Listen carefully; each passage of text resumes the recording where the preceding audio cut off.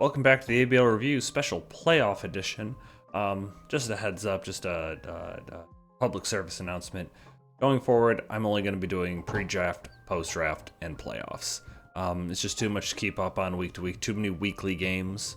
I think that's really all I can commit to going forward. So, with that little bit of admin out of the way, let's get into the South Division playoffs. So, first, we got our number 1 seed versus the number 4 seed here. We've got Logan taking on Joel. Joel, obviously new to the league, but has a chance to make it up to the north with a single win here. So this is the third time these guys have played. First time Logan won, second time Joel won. We'll see where things go from here. Oh, let's, there we go. Look at that. I remembered, guys. So we've got the Diancie versus Slowking here. Logan does his typical play that he's been doing in these games, and leading with Slowking and chilly receptioning out into the Doug trio to attempt to trap this Diancie, but switches out. Now, I did check with Logan because he is known for having the wrong ability on his Pokemon, but it does appear that this was a Shed Shell Diancie. Smart move by Joel to do that, making sure that he can't get trapped, or reducing the likelihood that he can get trapped. The Charizard's going to come out, obviously be able to avoid that Earthquake. Now, the way Logan's playing it, it does appear that this Doug trio is choiced.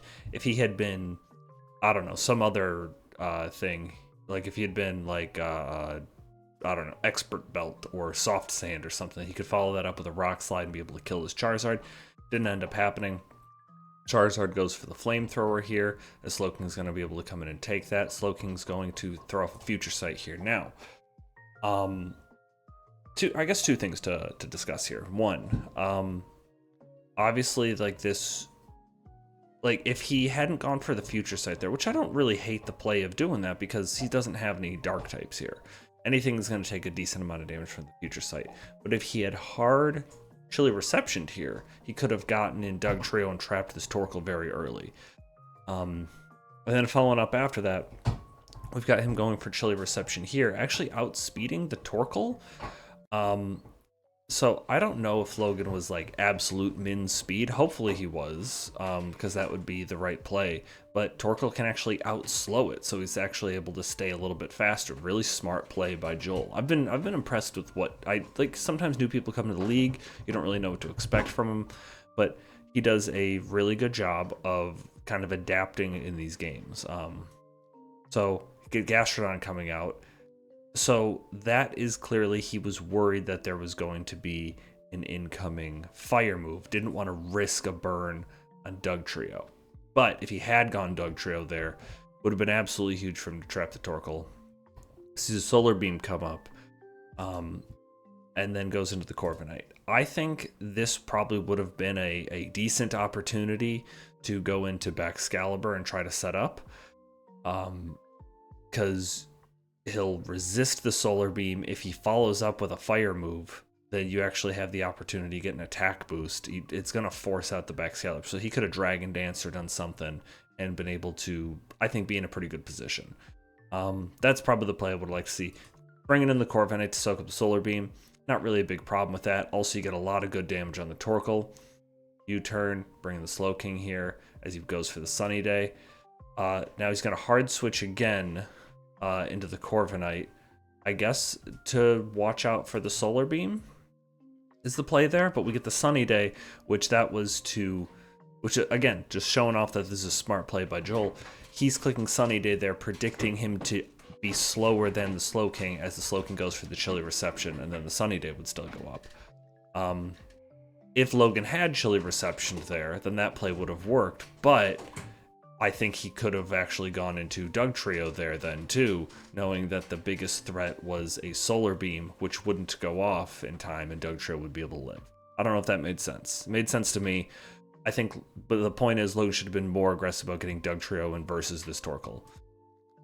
Gonna U-turn out with the Corviknight, get in the Doug Trio. Now Doug Trio can't trap Golden Go, because ghost types can't be trapped, period. Full stop. Can't trap a ghost type. So Golden Go's able to switch out. So now the Earthquake comes in. Charizard's going to lose a little bit of HP from the solar power. We actually get the Terra Grass Solar Beam, killing the Slowking. big problem for Logan. That was his way of being able to control the weather, potentially. Because if he had gotten that play to work again against the Torkoal, then he would have been able to trap the Torkoal, take out the sun, hail would have been up, and we wouldn't really have this issue. But now Logan's got to deal with the sun a lot more. Goes into Dugtrio by mistake here. I don't know if he didn't realize like he actually can't KO this or what was going on, but also he doesn't really have any other good switches. So Dugtrio is going to switch right back out into Bastiodon, which is going to eat this Solar Beam and going to take a ton of damage. Logan does a good job of... Well, I thought he did a better job. Sorry. Okay, I'm thinking of a later turn here.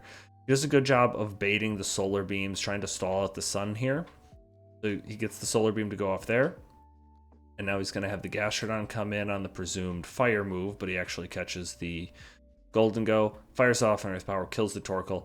But now he's got to deal with Charizard again here, and there's 7 turns of sun. Because this Torkoal was never knocked off or anything, it was never taken out, so even though that Torkoal died there, Logan's got 7 turns of sun left, and he has only got 4 Pokemon who are all going to be able to be KO'd by this Charizard. So he is in a lot of danger. Does a good job for a while of... So we got this Solar Beam, eats that up. And he's going to hard switch into the Gastrodon to take the fire move. Smart. And then after that, he's going to go for a... and also, he's hurting the Charizard more and more as time goes on. He's going to go for the Protect. Flamethrower goes off there. Obviously, Joel predicting the Corviknight to come in. He's just trying to make use of his moves. Logan tries to outplay him here, thinking, hey, he's gonna make the same play, but Joel gets to play right, 50-50, and he gets a Solar Beam off. But now Logan's going to be able to KO the Charizard with the Dugtrio, but it's kind of too little too late. He doesn't have enough pieces left in place to be able to take care of the Walking Wake. And, I mean, we don't even see the Great Tusk hit the field.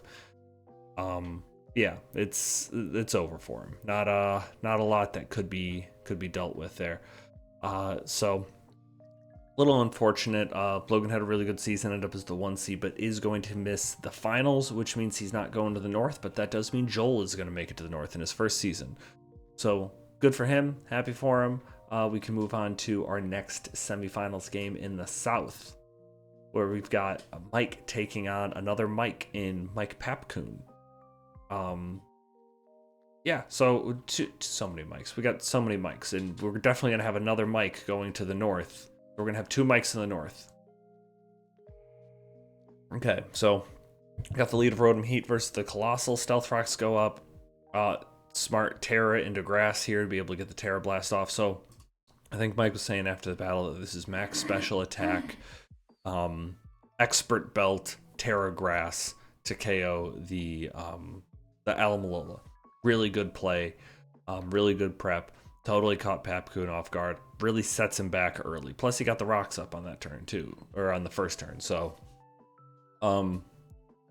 like, I think there is a conception for some people that like terraing early can kind of put you at a disadvantage because there's like surprises are off the table. Can't be surprised by anything else, and you still have maybe a surprise element in your back pocket. But I don't even think any of Papcoon's remaining Pokemon are Terra legal. Like maybe the Serena is. I guess we'll take a quick look. Papcoon, yeah, Serena's still Terra legal. Okay, so, but obviously that's the wrong battle. That's not a significant surprise, seeing as how he knows which one is going to terrestrialize. But this is obviously a harder thing to deal with Colossal, because also you're probably looking at a potential Flash Fire, which means you can't kill it with fire, you need to kill it with something else, and he does have options for that. So we're going to Volt Switch here. Maybe he realized the mistake he had made. Because Glimora should have just come straight in and gone for the Sludge Bomb. Would actually had a little bit more HP. Good switch in to bring the Rotom Heat in on the triple axle from Cincino, but smart scout here looking out for the Rock Blast as he gets in Dragapult, but he's kind of in a bad position there. Obviously had to drop the Draco Meteor there, but now he's going to be on very low HP coming back in because of the rocks and the Rock Blast that he took. Gonna take the opportunity to rapid spin, but he is gonna get paralyzed. Paralysis rearing its ugly head again. But I've already gone to town and explained why I hate paralysis. And you know what? I mean, you got to be static. Like Zapdos, I think is the embodiment of paralysis between discharge, thunderwave, and static. It spreads it, and I think Darren using this Pokemon last season is when I also started complaining about it. So it turns out it's just this Pokemon that is giving me a stroke about it. But it's what it's designed to do. So we're going to get the U-turn, a little bit more damage on Serena as Primarina's going to come in, going for the triple axle there. I mean, why not at that point? You can't get more parried by Zapdos. Now, here is a turn that I was kind of surprised by. Or no, I guess I'm not surprised by it. I thought Moonblast did more the first time. I thought it would have been able to KO the Serena from this range. So we see the Petal Blizzard come out. Obviously, Mike doesn't want to take that. He's going to get the full para there. And we're going to get the U-turn into Galarian Slowking as another triple axle comes out. Serena's definitely in range to be KO'd by pretty much anything at this point. As the Trick Room comes up. And then Slowking's going to get a couple of KOs here. So he said at the end of the battle he was waiting to see if Zapdos had a Sucker Punch, because that would have been a more challenging thing for him to play around. But with enough turns of Trick Room here, there's not much Papcoon can do. He's at a he's at a disadvantage just in terms of what he has left. Obviously, Alomola would have been a big help for him to have been able to take some hits a little bit better and also be able to pass some wishes and regenerate and stay healthy. But got O-Code, really caught off guard. But Mike's got a win. Becomes the third or fourth player, I think it's the third player, to be relegated and then come back up to the north. Is that true? I think it is. I think that's accurate. But I guess also Papcoon started in the north too, so he also would have had was close to tasting that. But that's gonna wrap up the South. That means we're gonna have Mike versus Joel next week for the title of ABL South champion and the #1 pick in the Season 23 North draft.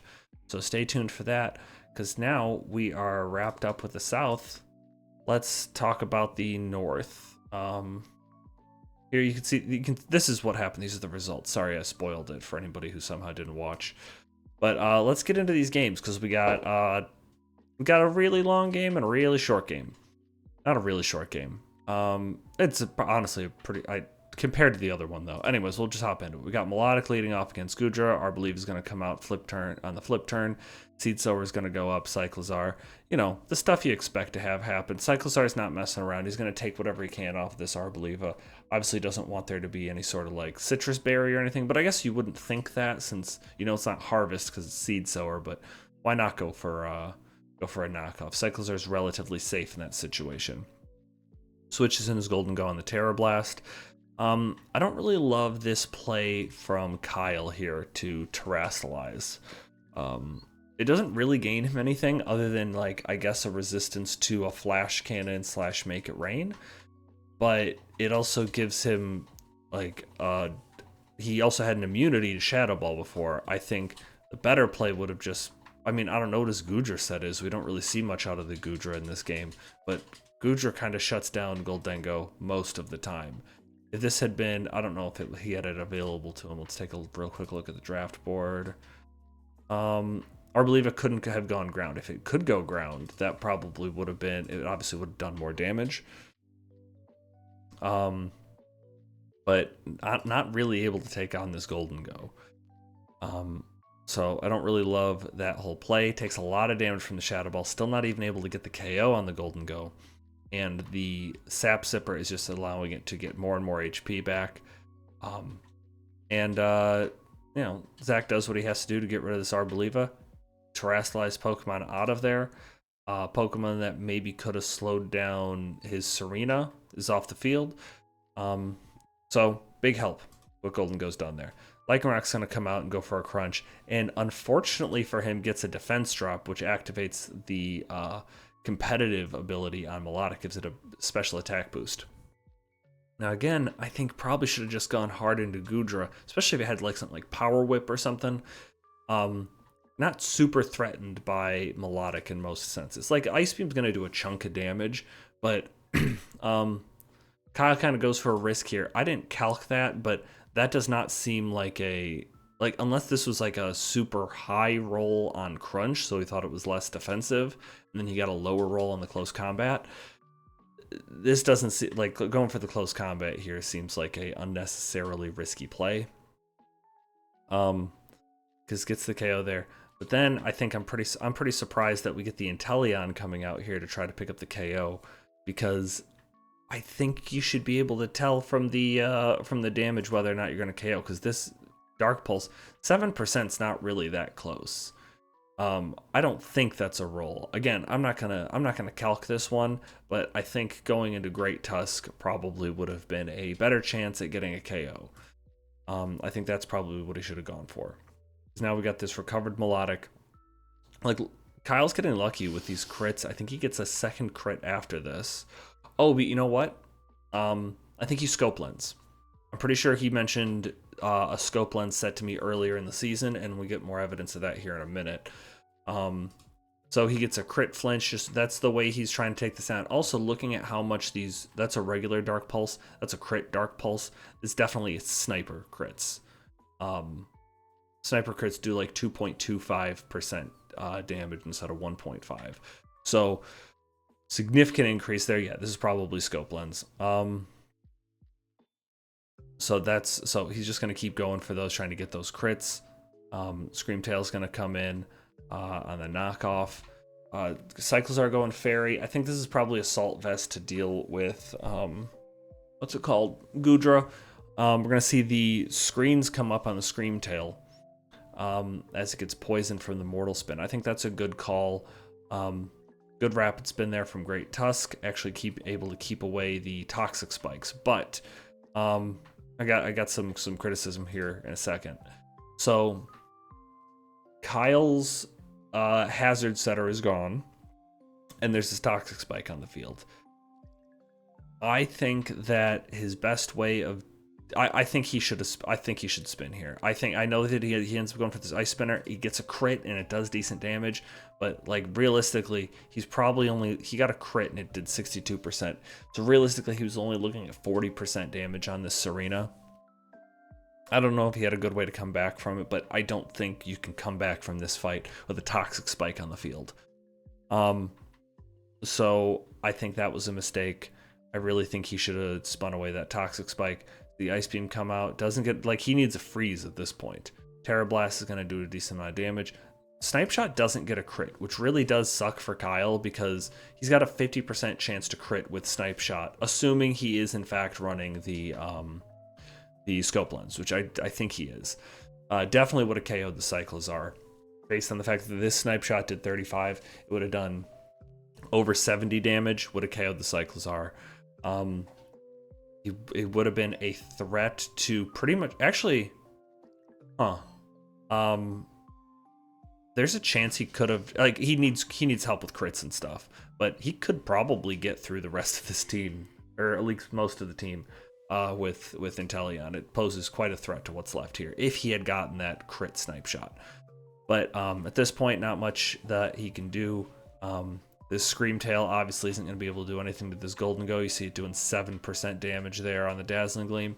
And I think Zach's just doing the right thing. Nasty plotting up a whole bunch, letting this Screamtail kill itself, because it's actually a detriment to Kyle if he tries to recover, which I guess he can't. I'm guessing his last move is Reflect. And Gudra's going to come out and take a lot of damage from this Make It Rain. Not going to get the KO with Flamethrower, and is going to go down to that aforementioned poison. So Zach with a well-secured win here, going to the final, or going to the semifinals. Because I forgot he's got another game that he's got to try to win to make it to the finals.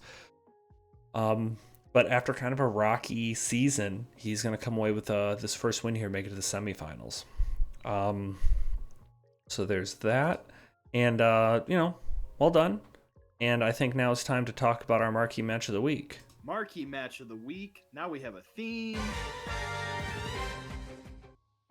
So, yeah, this is a long one. I think it's a pretty good battle. I'm just gonna. There's not too much going on in the beginning here. So we got the Cleavor. Obviously, this is gonna be, you want to try to get your hazards up, but we see the Thunder Wave come out right away, which is definitely going to have an impact in the game. So we get Electrode going for this Thunderbolt here. Big deal because Brett does not have a fire move on this whole team. So 52% damage on Fortress is huge. Fortress has already done a lot in this game too, just by getting up the Stealth Rock and getting that Thunder Wave off on Alamalola.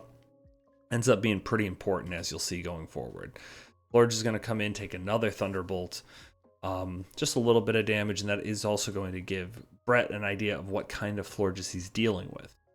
Because we're going to see Tinkaton come in, eat up this Moonblast. This is what this Tinkaton's designed to do. Tinkaton and Alamalola are going to be getting a lot of screen time here. So even if he didn't get that Thunderbolt para, he would have been parried on that T-Wave there. And we get a full paralysis and another full paralysis, which I'm really excited because I can use this new sound that I went and bothered to find. So they're just trading warning blows now.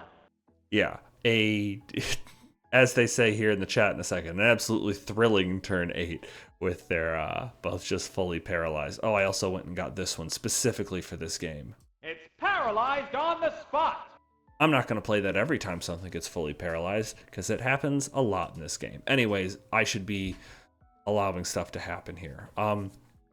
Fortress going down early. Oh, it almost went down early. Okay, but the Fortress being as low as it is early is important for Brett. He asked for my input on the team, and okay, boy, hang on. Asked for my input on the team earlier in the week, or not earlier in the week, I guess earlier in this day, and he was a little bit worried about Fortress, but he ends up addressing it, and he also ends up bringing this Cryogonal on the Electroshot, excuse me, which is the first time that Dakota has clicked Electroshot in the rain all season. Surprised to finally see it come through. See Terra Blast, ground, does a pretty good amount of damage, but since he is ground type, he is able to block that Electroshot. And he's also able to spin and get rid of these hazards, as the Dark Pulse isn't quite able to take down the Cryogonal. Obviously, I think in retrospect, Brett would have wished that he would have gone for another Terra Blast there, because it would have almost KO'd the Archaludon. Keeping it low, we probably could have KO'd it with something else, rather than going for that recover there. But also crit on the body press. Actually, no, there's no way that crit mattered. I think that recover was obviously, maybe he just didn't expect him to have body press. Maybe he thought Dark Pulse was the best move he could go for there. So in comes Latios. He's got to go for the Draco Meteor to be able to KO it. Mamoswine's going to come in. Alamalola is the de facto. It's one of the few things that can really deal well with Mamoswine. And Alamalola, like I said, going to be getting a lot of screen time here. Taking a lot of damage from that Hurricane. Unfortunate for him. Good move by Dakota to have Hurricane this week. Sometimes Pelipers don't run Hurricane, but he definitely needed it to kind of keep the pressure on this Alamalola. Can't keep messing around with confusion and paralysis, so he's going to swap the Alamalola out. Tinkaton's unfortunately going to hurt itself confusion. And so this is a really interesting turn here. So this Hurricane confusing the Tinkaton led to it hitting itself in confusion here, which probably would have knocked off and KO'd this Fortress. And Brett didn't want to risk a potential Thunder Wave on Tinkaton, like getting Thunder Waved by this Fortress on Tinkaton. He couldn't risk it after hitting himself in confusion here. So he ended up switching out into Alamalola, excuse me, to block that. Which means that Dakota was able to get up Stealth Rocks again. So that Hurricane confusion really comes into play here, because now Brett doesn't have a way to clear Stealth Rocks, so these Stealth Rocks are up for the remainder of the game, and he doesn't have them up on Dakota's side of the field yet. So kind of a disadvantage there. We're going to get another para on the Alamalola. It's paralyzed on the spot. Yeah, I'm going to get my money's worth out of that. I didn't pay for it. I don't know why I said that.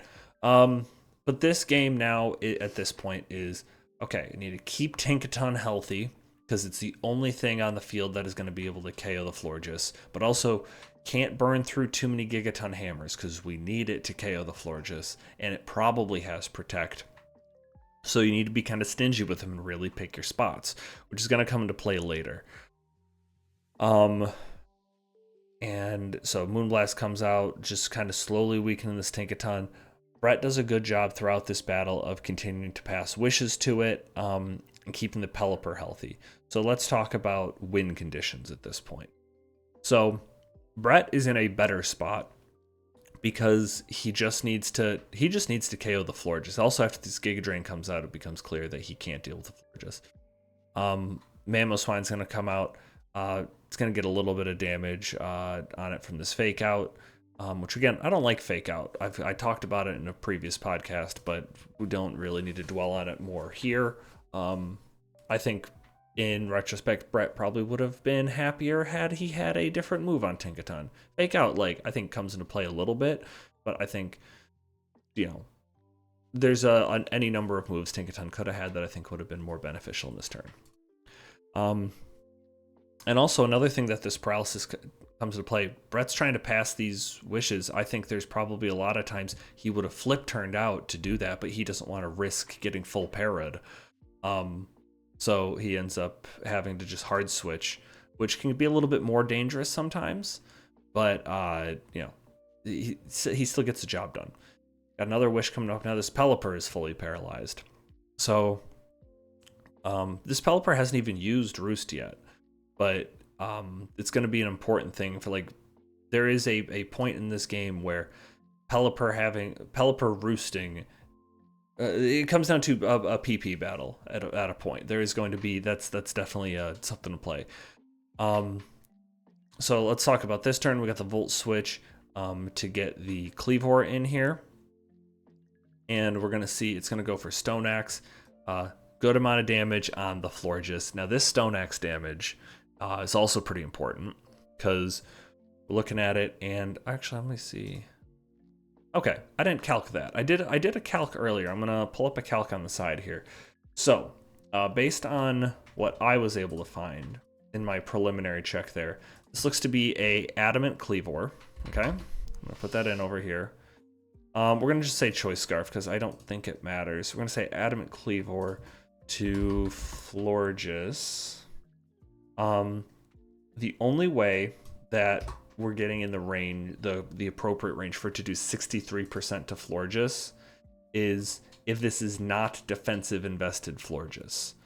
So this is not physically defensive Florges. And then that Moonblast, actually looking at it, I think this is max special attack Moonblast. Yeah, for it to do 76%, I mean, I don't know about the natures, but because it doesn't really affect it too much. But I thought this Florges is going to be fully invested in special defense, which makes the upcoming turn here even more interesting. So I can talk about this. I'm gonna pull this up here. Yeah. So Florges is now 30% HP, and we see it click Protect on this Latios clicking Luster Purge. So it's at 36%. I think so. It protects there. It's a little bit more healthy. The calcs here are saying now. Brett doesn't know that this is, or Brett could have known at this point the spread. Like, he's got the same information I have. This right here tells you this is not defense. This tells you this is not phys def Florges, and this tells you this is offensive Florges. He can figure out that this is a potentially modest, but I mean, there's a chance that this is like a calm natured Florges, I guess also. Although I think, yeah, this from what I calced bold, but no defense. But Luster Purge does 26 to 31 if this is no boosting item on Latios. If he's choice specs, like I think he's presenting, then it definitely KOs. But Brett's actually Wise Glasses. And if this is not calm, but max HP, Luster Purge is 32 min to 30 to 38. I guess you don't want to risk that there. But we actually get Florges staying in there, which I think is pretty risky. Because it definitely could have KO'd. Like if that I think Brett was expecting Overquill to come in.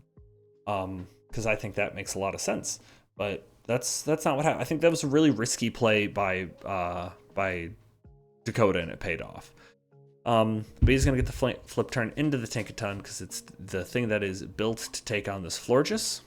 Yeah, see that this wish here is, I think, a kind of a crazy click, because if there's a chance that he just dies there. He didn't even try to KO the Latios, which is probably, I think, would have been a better use of that turn, but makes a big gamble and it pays off. Is I guess the point of that. Gonna protect here, hopefully stall out a Gigaton Hammer, but it doesn't happen because Brett realizes he has to click protect here. He can't fuck around. And worst case scenario, even if he gets the play wrong, he gets rid of the leftovers, which is going to decrease Florges' longevity. Soon Electrode's going to come in on this turn.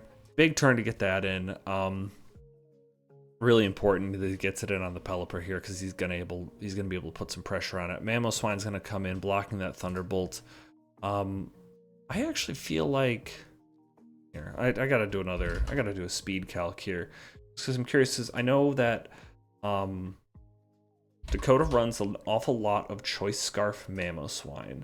Not that that's a bad. I'm not saying that's a bad set. It's just that seems to be the way his team is currently constructed. That seems to be the set that is doing the most work for him.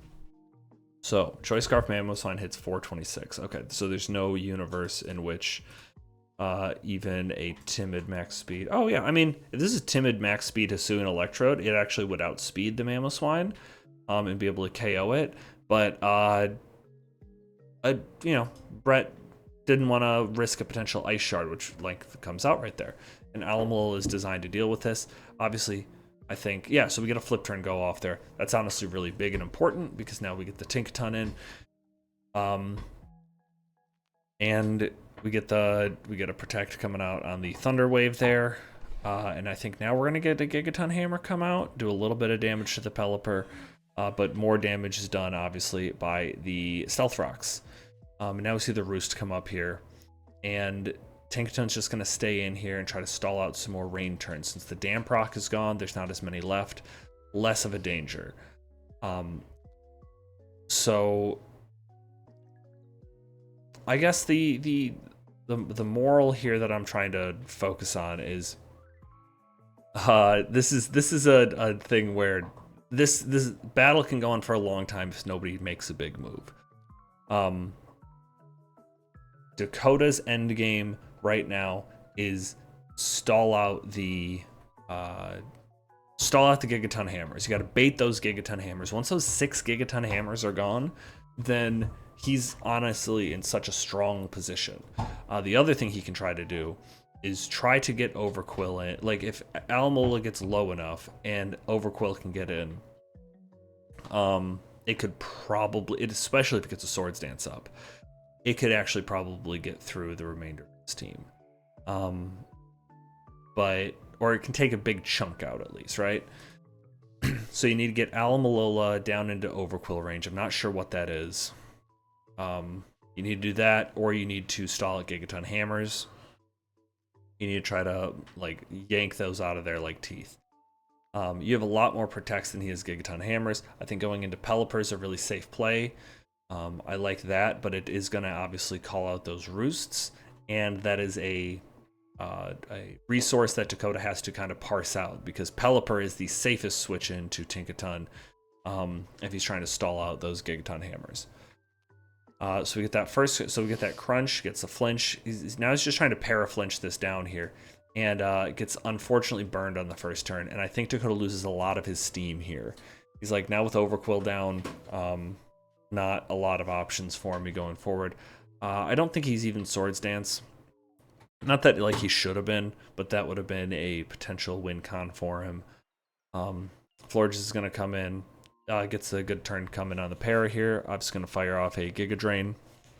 I think these are turns where Dakota probably should have been super aggressive, trying to like get the get in on the Tinkaton. But also, another thing I would have liked to see from him, I think Mamoswine probably should have been like Never Melt Ice and then had Freeze Dry. And just, you know what? I say that. I've seen it before. I actually don't know if it's useful. I remember it used to be useful back in Gen 6. People would use Freeze Dry Mamoswine to take care of Rotom Wash. Let's see what it would have done to an Alamalola. Alamalola, defensive fish. You know what? Let's even run Life Orb. No, let's not run Life Orb. I don't like Life Orb. Everyone knows that. Never Melt Ice. Let's go like, what's an up attack down defense nature? Lonely. And let's put Freeze Dry on here. Like, I don't know why I'm exploring this. I don't even think it's that good. Let's just see if it's a good call. Wow. Better than I thought it'd be. So I probably want a little bit of investment here. So, Lonely Nature, Never Melt Ice on Mamoswine with 48 special attack EVs guarantees a 2-hit KO with Freeze Dry on Alamalola. I think that would have been a really good bring here. I don't know why I paused this. I could have just left this for a very long time. Because this, like I said, is a very long battle. It's probably over 50% of the runtime of this video. Because Dakota's kind of lost his offensive capabilities in this game. Now his only remaining win con is get rid of the Gigaton Hammers, and then Florges can win if all the Gigaton Hammers are gone. Florges can 1v1 the remainder of these Pokemon. That's got to be his only thing left. Brett just has to get the Gigaton Hammer plays right. He actually misses this Thunder Wave here, and I think Dakota was giving this Florges away right here. He was kind of folding. So first Gigaton Hammer comes out on the Mamoswine. That's the time he got aggressive. Now I think he's still not done. He's still not done though, because he just needs to get rid of the Gigaton Hammers. He says GG, but I still think if he's willing to draw out this battle, he could have come through here. Like that turn that he went Mamoswine, if he had gone Pelipper instead and roosted up and then you turned out, like you can do that a couple of times and you don't need Overquill anymore. Overquill's another thing you can sack to Gigaton Hammers. So, and obviously, I think there were plays for him there. Luster Purge is going to come out and kill the Pelipper. Oh, this is me coming in because Brett had messaged me and said what's the longest turn in the history of the ABL, or how many turns is the longest game, and I don't remember exactly what it is, but I know it's over 100.